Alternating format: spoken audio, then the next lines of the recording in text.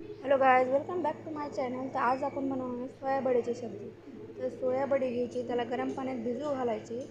ते भिजते तोपर्यंत एक कढई घ्यायची, त्यात 3 पळे तेल टाकायचं.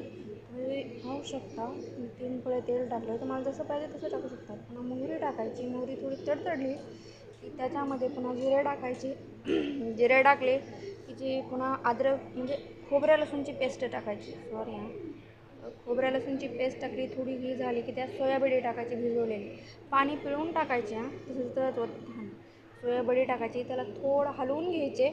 ती थोडी जरा अशी परतून काढली की त्याच्यामध्ये अर्धा चमचा हळद, पुन्हा आमच्यात थोडं लाल तिखट बी टाकतात, मग 1 चमचा काळं तिखट, आमच्या म्हणजे तिखटनुसार टाकतात. 1 चमचा काळं तिखट आणि पुन्हा 1 चमचा लाल तिखट, म्हणजे अर्धाच चमचा लाल तिखट टाकायचे.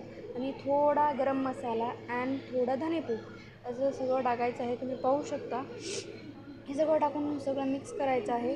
हे चांगलं मिक्स करून घ्यायचं आणि थोडा वेळ थांबायचं. त्याला थोडं भाजू द्यायचं, म्हणजे तेव्हा ते तेल सुटूस तर थोडं भाजायचं. आणि ते थोडं भाजलं की त्यात पाणी ओतायचं. तुमच्या कन्सिस्टन्सीनुसार पाणी ओतू शकता तुम्ही. असं नाही आहे की ही नाही. पुन्हा मीठ टाकायचं चवीनुसार आणि थोडं शेंगदाण्याचं कूट. तुम्ही म्हणता शेंगदाण्याचं कूट, आमच्याकडे सगळे शेंगदाण्याच्या कुटाची भाजीच खाते. बिना शेंगदाण्याच्या कुटाची भाजी कोणालाच आवडत नाही, म्हणून शेंगदाण्याचं कूट टाकायचे. शेंगदाण्याचं कूट टाकलं की त्याला थोडं हलवून घ्यायचं.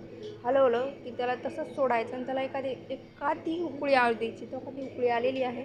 एका दुसरी उकळी आली की ती बघा, सोयाबडी लगेच शिजतं, त्याला शिजायला टाईम लागत नाही. म्हणून इन्स्टंट भाजी आहे. तुम्हाला जर संध्याकाळी किंवा सकाळी डब्याला द्यायची असेल तर तुम्ही करू शकता इन्स्टंट भाजी. तर सोयाबडी चांगली उकळलेली आहे, शिजलेली आहे. तर तुम्ही पाहू शकता सोयाबडीची भाजी तयार आहे आपली. 5 मिनटात तयार होते. तर मी ताट करून घेते. पाहू शकते मी ताटात ती सोयाबडीची भाजी करते. सोयाबडीची भाजी, चपाती अँड लोणचं. तर तुम्ही शकता माझं